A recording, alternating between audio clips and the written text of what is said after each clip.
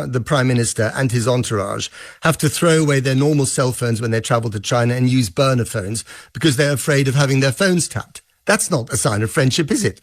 Who I would love to be able to treat on equal terms as Victor at once, but they need to set aside the spying, the security threats that they pose to us. Then why aren't British government officials and others from Europe allowed to go into those factories to check that the cotton, the components, the solar panels are not being produced by slave labour? There is no slave in China, period. Tim, if you claim there are slaves in China, you will never be allowed to enter China. That's my warning. Don't fabricate facts about my country. 大家见过高志凯在访谈中直接向对方发出封杀令吗？这绝对是高志凯对外辩论中语言攻击最犀利的一次。西方的傲慢有时候真的需要治一治了。在前几天的英国 LBC 的节目中，英国前高官蒂姆劳顿率先拿出一次性手机，与间谍渗透这种滑稽的理由来攻击我们，顿时气氛立刻变得剑拔弩张。虽然高志凯依然保持逻辑清晰，但面对对方两张嘴不断的抹黑和打断，尤其是当对方触碰奴隶制这个底线时，高教授没有陷入无休止的争吵，而是直接严肃地对其发出警告，这是你的最后一次造谣，否则你将永远失去前往中国的资格。说实话，这绝对是我看到高教授第一次在访谈辩论中这么失态，显然真的被英国人逼急了。让我们来看当时到底发生了什么。Minister Starmer's visit to China has been a very successful visit. I think it will turn out to be a landmark visit, ushering in a more normal relations between China and Britain. Now, Britain used to be the British Empire. We know about that. And as an empire, it caused a lot of unpleasant things in China-British relations. That's also very well recorded in history. However, at this particular moment, I think both China and Britain need to look forward into the future. We should refuse to be hijacked by what happened in the past. We need to transcend the past and move into the future for mutual engagement, for mutual benefit. Britain needs foreign direct investment to create more jobs. Britain needs more manufacturing productions. Britain needs more power, for example, and Britain needs a better energy security paradigm. I think in all these important things, China can help. China can help in building up connectivity, including both expressways of all kinds and high-speed railway. So treat China as the very important, or almost the most important megatrend in the world of today for your own benefit. Right. And do you think then that China should replace America when it comes to a special relationship for us? I don't think so.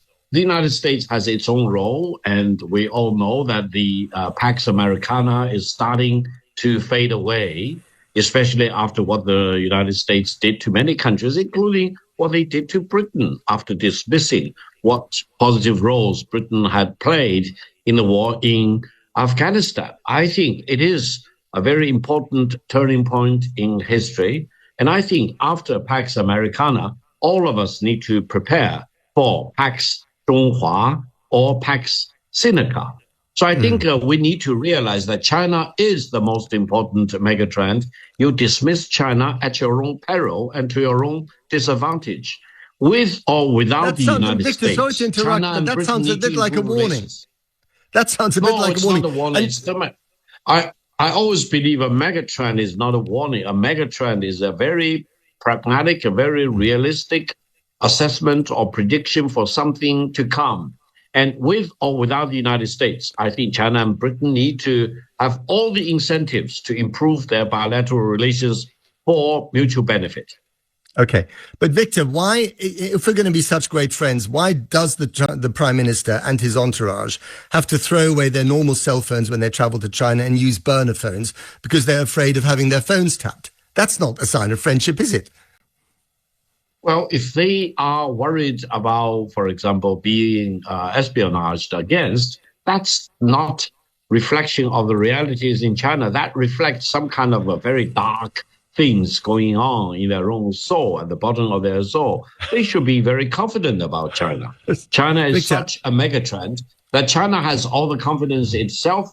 I hope Britain with its very important past, as well as the present role, as well as the future role to be played by Britain, Britain needs to have enough confidence in itself rather than worrying its own head off for being espionaged by China. Tim Lawton, who's also on the line, still has the sanctions hanging over him. Could you explain to him why that is?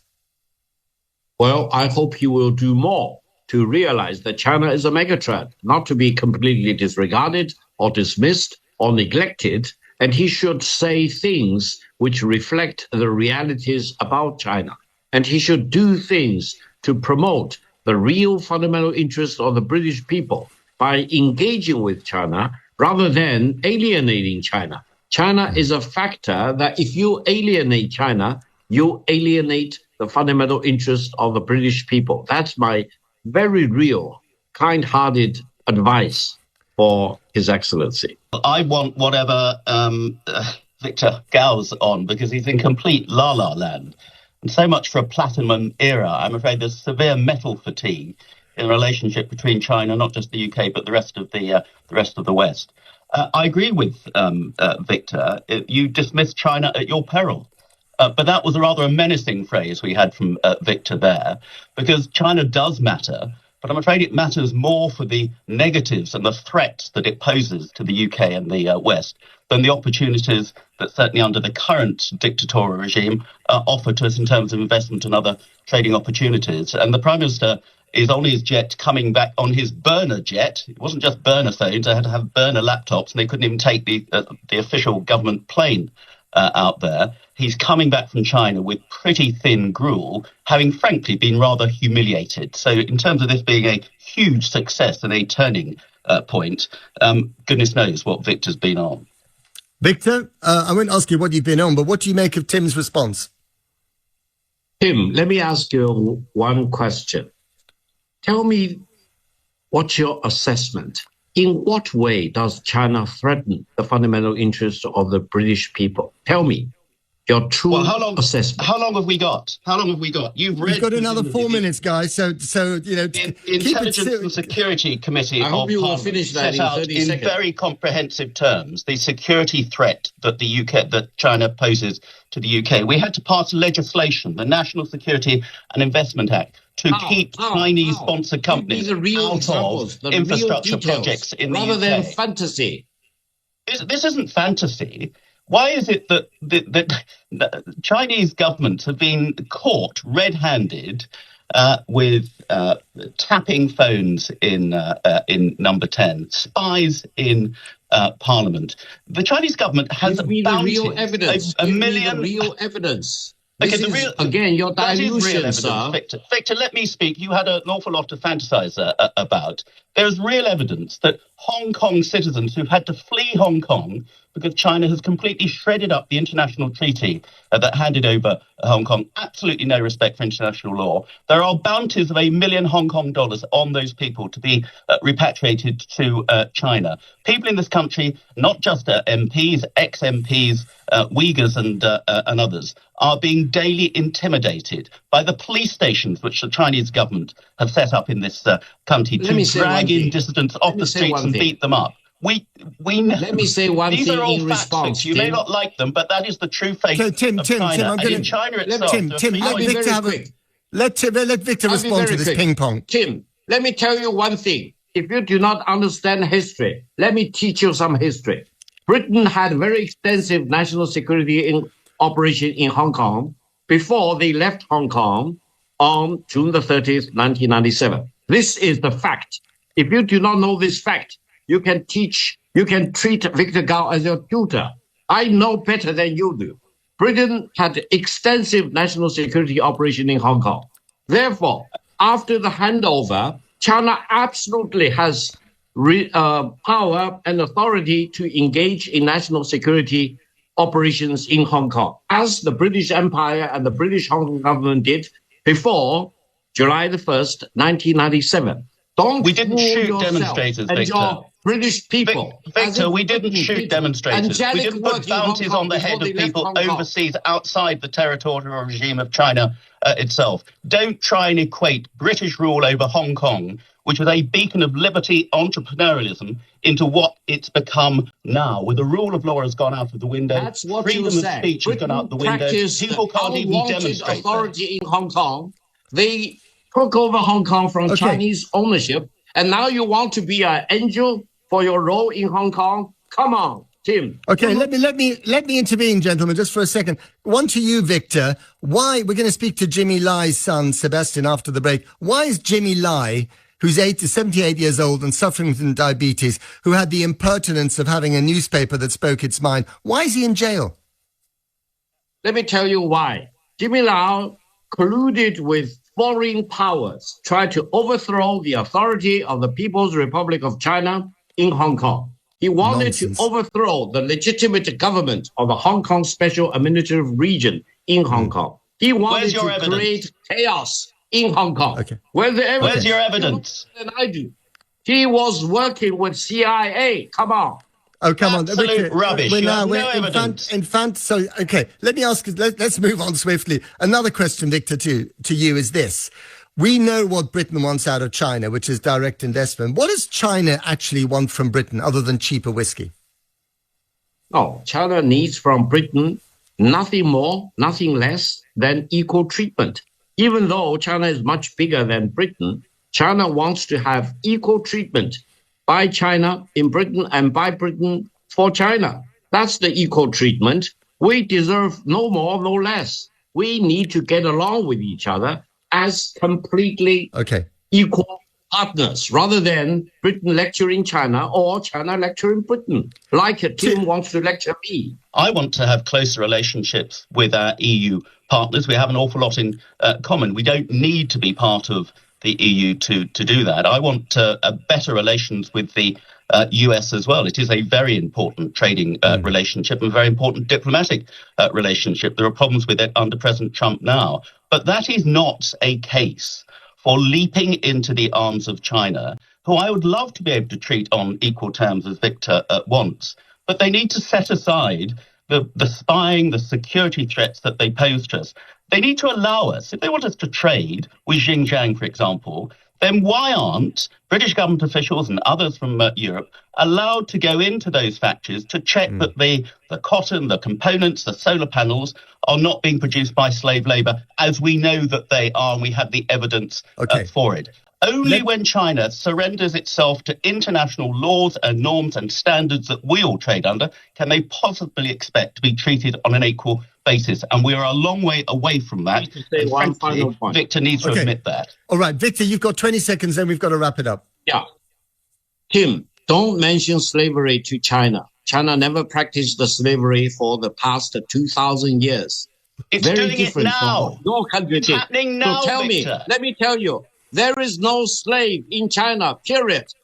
Don't fabricate facts about my country. There is no slave in China, period. Tim, if you claim there are slaves in China, you will never be allowed to enter China. That's my warning. That's the problem. Any. That's the problem, because you're denying don't expect the to come truth. to China.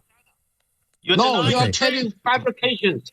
You're telling falsehoods to mankind, and mankind refuse to be misled. What about freedom like of speech, Victor? Freedom of speech. Have you heard of freedom of speech? You want doesn't to give you for just saying what reason I to tell falsehood to mankind, to alienate relations between China and Britain. Your Prime Minister said, for 8 years, British leaders practiced the dereliction. You are practicing dereliction for preaching alienated the relations between China and Britain. But I don't That's the real problem. All right, guys, we're going to wrap it up there. 看完这场辩论，不知道大家是什么心情？反正我是觉得既好笑又解气。说实话，看着蒂姆那个气急败坏的样子，我突然意识到，昔日的大英帝国，现在剩下的只有那一身改不掉的傲慢和那甚至有点滑稽的被迫害妄想症。其实我们不难发现这些细节。英国首相访华，居然吓得要用一次性手机和一次性笔记本，连专机都不敢坐。这哪里像是一个5常国家的领导人出访？这简直像小偷进警察局，做贼心虚啊！这种行为看似是在防备中国，其实暴露的是他们骨子里的极度不自信。他们习惯了用阴暗的手段去监听世界，习惯了当美国的提线木偶，所以他们理所当然地以为全世界都和他们一样脏。就像高志凯教授说的，这不是中国的现实，这是他们自己内心深处的阴暗投影。更可笑的是，蒂姆居然想用奴隶制来攻击中国，这就像是一个满手血腥的强盗跑去指责一个勤劳的农夫，你不讲卫生。我们要知道，英国可是现代殖民奴隶制的祖师爷啊。当高志凯教授直接回怼中国过去2000年从未有过奴隶制的时候，那就是在从历史、文化和道义的制高点上给西方这群政客上了一课。高志凯最后的警告更是意味着中国外交语态的转变。以前我们讲究以此为鉴，现在我们直接告诉你勿谓言之不预。正如高教授反复提到的大趋势，中国崛起就是这个时代最大的趋势。你顺应它，我们互利共赢；你无视它，抹黑它，最后被时代抛弃的只能是你自己。他们越是歇斯底里的叫嚣，越是证明了他们的虚弱；他们越是害怕中国威胁，越是证明了中国的强大已经让他们感到窒息。今天的中国不需要看任何人的脸色行事，更不会容忍任何无端的污蔑。对于像蒂姆这样还在做着帝国迷梦的苍蝇，我们只需要像高教授那样轻轻挥手，把他们拒之门外即可。